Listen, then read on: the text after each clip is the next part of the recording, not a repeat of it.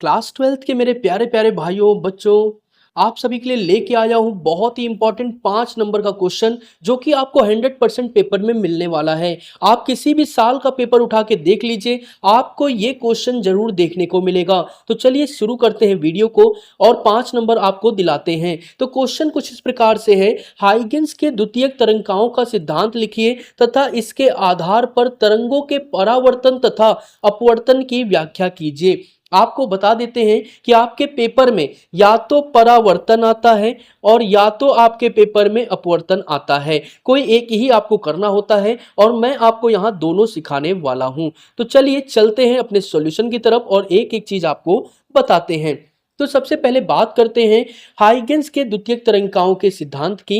तो हाइगेंस ने किसी भी माध्यम में तरंगों के संचरण अथवा गति करने के नियमों का प्रतिपादन किया है। इसी सिद्धांत के आधार पर तरंगिकाओं के परावर्तन तथा अपवर्तन की व्याख्या की है। मतलब आपको बता दें, एक छोटे से एग्जांपल से बताता हूं। सपोज दैट, समझ लीजिए एक आपका तालाब है, ठीक है।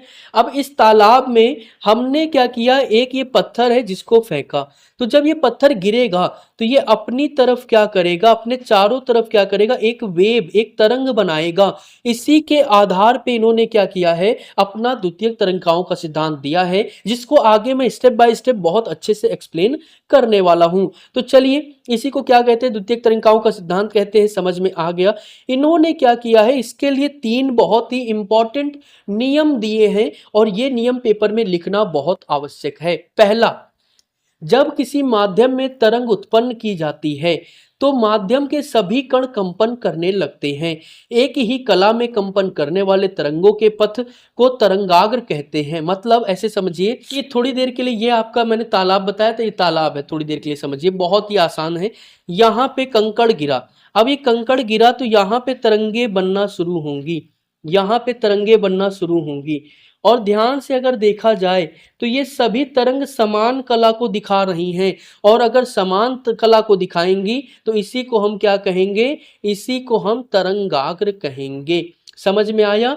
बहुत ही सिंपल सी बात थी, क्या कि जब किसी माध्यम में तरंग उत्पन्न की जाती है तो माध्यम के सभी कण कंपन करने लगते हैं।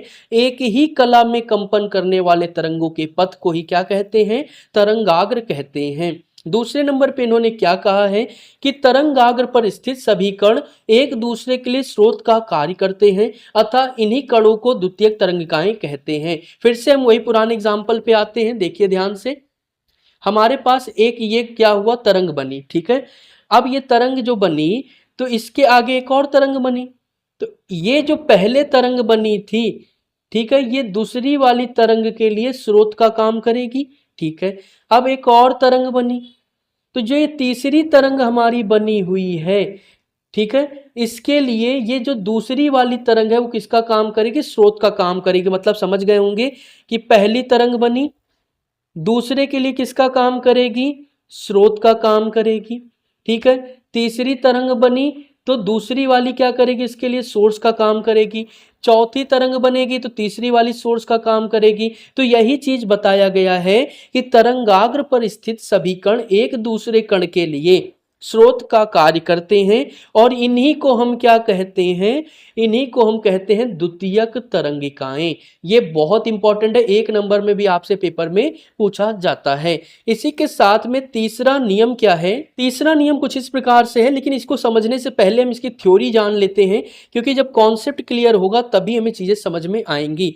यदि किसी क्षण सभी द्वितीयक तरंगिकाओं पर कोई आवरण अर्थात स्पर्श कराते हुए रेखा खींचे तो माध्यम के सभी कण उस पृष्ठ को स्पष्ट करते हुए, स्पर्श करते हुए समान कला को प्रदर्शित करते हैं चित्र के अनुसार। अब चलिए चित्र पे देखिए, यहां पे हमने क्या किया है, एक चित्र लिया है और यहां दूसरा चित्र लिया है।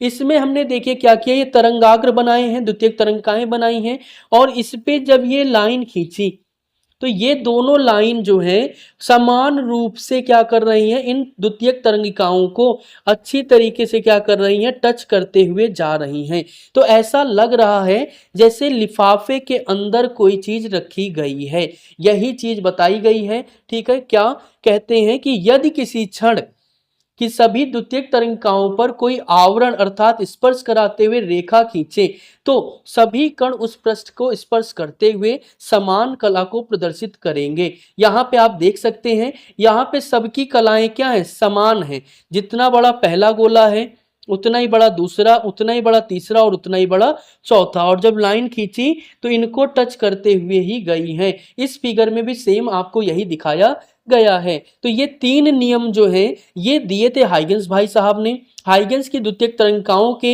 ये तीन बहुत ही इंपॉर्टेंट नियम हो जाते हैं। अब इसी के साथ में हम चलते हैं हाइगेंस के सिद्धांत के आधार पर परावर्तन की व्याख्या, जो कि बहुत इंपॉर्टेंट है। कई बार पेपर में मिक्स करके देता है, पहले हाइगेंस के सिद्धांत देता है और आगे दे देता है कि परावर्तन की व्याख्या भी कीजिए। तो चलिए इस फिगर को मैं आपको बहुत अच्छे से डिटेल में एक एक चीज समझाता हूं और आपको बताता हूं। तो हमारे पास में सबसे सिंपल पहले एक सरफेस है, ये शेडेड सरफेस है ताकि लाइट एक मीडियम से दूसरे मीडियम पे ना जाए। अब यहाँ पे एक इंसिडेंट रे आई और जिस एंगल से आई उसी एंगल से चली गई, जो कि आपने प्रकाश के परावर्तन यानी कि आपने लाइट के रिफ्लेक्शन में पढ़ रखा है। फिर हमने एक और लाइट डाली और वो भी सेम उसी कंडीशन को फॉलो करते हुए चली गई। ठीक है, यहां तक तो कॉन्सेप्ट क्लियर हो गया। अब हमने क्या किया कि ये जो सेंटर पॉइंट यहां आपको ए डैश दिख रहा है, यहां से एक परपेंडिकुलर डाला इन रेखाओं पे। एक ये रेखा है और दूसरी ये है। तो जब इन पे परपेंडिकुलर डाला तो यहां पे हमारे पास बी डैश पे 90 डिग्री का कोण देखने को मिल जाता है। तो ये चीज है। अब ध्यान दीजिए, एक हमारे पास ट्राइंगल यहां क्या हो रहा है, ए बी ए डैश हो रहा है और दूसरा triangle A B dash A dash हो रहा है।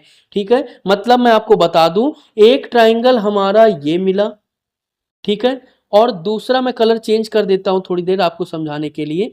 ठीक है, तो यहां पे दूसरा ट्राइंगल हमें ये देखने को मिला। तो दो ट्राइंगल हमारे सामने आ गए। अब अगर ध्यान दें, क्या ध्यान दें, यहां पे ये ए डैश हमको जो दिया गया है दोनों ट्राइंगलों के लिए, देखिए इसके लिए भी और इसके लिए भी क्या है, इसके लिए भी और इसके लिए भी क्या है, सेम है ना। तो मतलब ए डैश हमारा क्या हो गया, दोनों ट्राइंगल के लिए सेम बेस हो गया। कोई दिक्कत बिल्कुल नहीं। फिर देखिए यहां से ए से बी डैश की दूरी और ए डैश से बी डैश की दूरी क्या है, बराबर। मतलब क्या पता चला हमको कि ए डैश बी और ए बी डैश की डिस्टेंस क्या है, बराबर है। क्यों, सेम वीटी, क्या लिखेंगे, सेम वीटी। वीटी क्या होता है आपको बता दें, वीटी का मतलब है हमारा वेलोसिटी और टाइम। मतलब यहां से यहां पहुंचने में जो हमें समय लगेगा और जो वेग होगा और यहां से यहां तक जो होगा वो क्या होगा, सेम होगा। तो दो चीज बता दी। अब तीसरा देखिए, एंगल बी बराबर एंगल बी डैश, दोनों ही क्या है, 90 डिग्री हैं। और आप सभी ने सर्वांगसम रूल पढ़ा होगा कि अगर हम किसी भी दो त्रिभुज में कोई दो चीज सेम बता देते हैं तो वो हमारा क्या हो जाता है, इक्वल हो जाता है, सर्वांगसम हो जाता है। तो ये देखिए यहाँ पे एक चीज हो गया। ठीक है, बी ए डैश बराबर A dash B, same V T, V क्या है वेलोसिटी और टी क्या है, टाइम है। और इसके बाद क्या दिया है, देखिए एंगल बी बराबर एंगल बी डैश दिया है, क्या है, दोनों समकोण है। दो कंडीशन हो गई। और ए डैश ए उभयनिष्ठ रेखा है, मतलब दोनों ट्रायंगल्स के लिए, ठीक है, ए और ए डैश हमारी क्या है, सेम है। तो तीन चीजें बताने के बाद में हमें क्या पता चल जाता है यहां से कि हमारे पास में जो ये ट्रायंगल दिया गया है ए बी ए डैश तथा A B dash A dash एक दूसरे के सर्वांगसम हैं। तो इसलिए हमने बता दिया triangle A B A dash सर्वांगसम triangle A B dash A dash. और जब सर्वांगसम है तो एंगल आई हमारा जो है वो किसके बराबर हो गया, एंगल आर के बराबर हो गया। यही आपको पेपर में करना होता है। तो यहाँ पे एक लाइन आपको और बता दे जो दी गई है, क्या है, यह परावर्तन का प्रथम नियम है। ठीक है, आपने पढ़ा होगा प्रकाश के परावर्तन में क्या, एंगल आई बराबर एंगल आर। ठीक है, तो आपको बता दें क्या कहते हैं, आपतित किरण, परावर्तित किरण तथा अभिलंब तीनों एक ही तल पर होते हैं। तो इसी के साथ में हाइगेंस के परावर्तन के लिए जो नियम है हमने सीख लिया। फटाफट से चलिए और अपवर्तन के लिए भी हम नियम को अच्छी तरीके से समझ लेते हैं और जान लेते हैं। तो कुछ इस प्रकार से हमारे पास हो गया, हाइगेंस के द्वितीयक तरंगिकाओं के सिद्धांत द्वारा तरंगों के अपवर्तन की व्याख्या करनी है। तो कुछ पहले राम कथा है, जानते हैं। जब प्रकाश की किरण एक माध्यम से दूसरे माध्यम में प्रवेश करती है तो अपने मार्ग से विचलित हो जाती है। प्रकाश की परिघटना को प्रकाश का अपवर्तन कहते हैं। सिंपल सी बात है, ये माध्यम है। अब क्या हुआ, ये लाइट हमारी आई, तो लाइट जो है जानी तो इस तरीके से चाहिए थी, बट ये थोड़ा सा नीचे बेंड हो जाती है। यही तो हमारा अपवर्तन होता है, ठीक है। और यही परिघटना हमें यहाँ बताई गई है, इसी पे हमें काम करना है और प्रूव करना है। तो आगे देखो क्या कहते हैं कि इसमें तरंगदैर्घ्य तथा चाल दोनों बदल जाते हैं, लेकिन आवृत्ति आपकी क्या रहती है, सेम रहती है। स्पीड और आपकी जो वेवलेंथ है वो चेंज होती है, क्योंकि मीडियम चेंज होने की वजह से। तो चलिए इसी के साथ में अब हम इसको फिगर की हेल्प से अच्छे से समझते हैं और डेरिवेशन को कंप्लीट करते हैं। तो देखिए कुछ इस प्रकार से हमें एक लाइन दी गई है, यहाँ पे एक हमने अभिलंब डाला है यानी परपेंडिकुलर डाला है, ठीक है। आप सही से बना लीजिएगा। अब लाइट जब आएगी तो ये बेंड होगी टूवर्ड्स नॉर्मल, इधर से भी लाइट आएगी टूवर्ड्स नॉर्मल बेंड होगी। जैसा कि यहाँ आप फिगर में देख सकते हैं, लाइट आई, ये बेंड हुई, ठीक है। और उसके बाद ये लाइट आई और ये बेंड हुई। तो आप फिगर में ये चीज अच्छे से देख सकते हैं।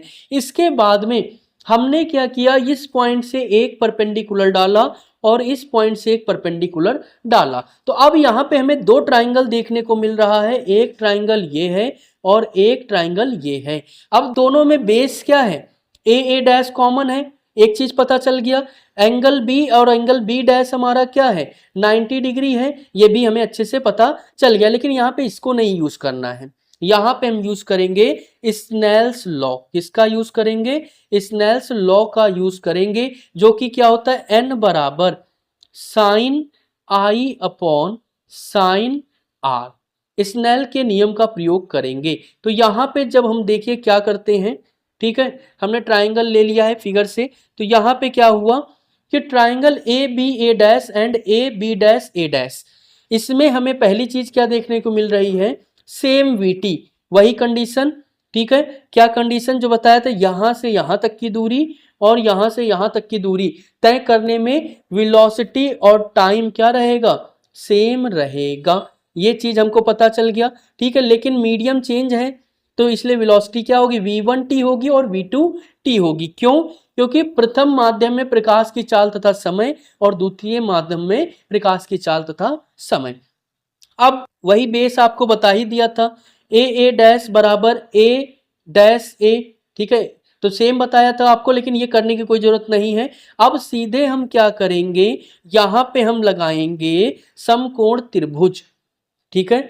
हमें क्या है दिखाई दे रहा था, मैंने बताया था ना, बी और बी डैश क्या दिख रहा था, 90 डिग्री दिख रहा था। इसकी भी हमें कोई जरूरत नहीं है, ठीक है। तो हमने क्या किया कि साइन थीटा बराबर आपने क्या पढ़ रखा है, परपेंडिकुलर अपॉन हाइपोटेनस पढ़ा है, ठीक है। परपेंडिकुलर अपॉन हाइपोटेनस पढ़ा है। और यहाँ पे आप देखेंगे तो आपको दिखाई देगा, यहाँ पे हमारे पास क्या है, बी ए, ठीक है, ए बी है और यहाँ पे क्या है, ए बी डैश है हमारे पास में।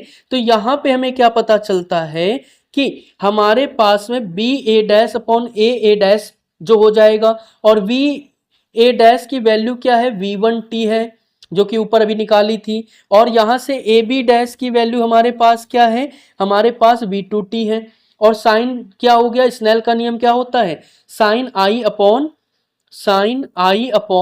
साइन आर होता है। उसी पे हम क्या करेंगे, इन दोनों आई और आर की वैल्यू को पुट कर देंगे। तो देखिए यहाँ क्या लिखेंगे, समीकरण 1 व 2 को भाग देने पर, तो sine i upon sine r बराबर v1t upon A dash, v2t upon A dash. A dash हमारा क्या हो जाएगा, कैंसिल हो जाएगा। तो बचा क्या, sine i upon sine r बराबर v1t अपॉन v2t।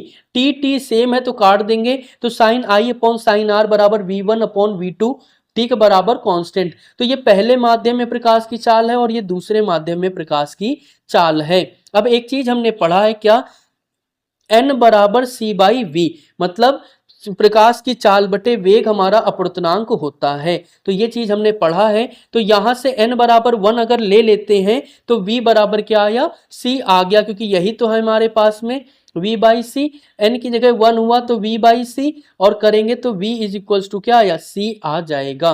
तो इससे क्या हुआ, जल में प्रकाश की चाल वायु में प्रकाश की चाल से कम होती है। तो ये हमारी क्या है, डेरिवेशन हो जाती है। जिन बच्चों ने अच्छी तरीके से प्रैक्टिस कर ली, गारंटी के साथ में कहता हूं कि 5 नंबर आपके पक्के हो गए आपके एग्जाम में। तो ऐसी ही वीडियो के लिए चैनल को फटाफट से सब्सक्राइब कर लीजिए, वीडियो को लाइक करिए, शेयर करिए, और इसकी पीडीएफ के लिए टेलीग्राम चैनल पे चले जाइए।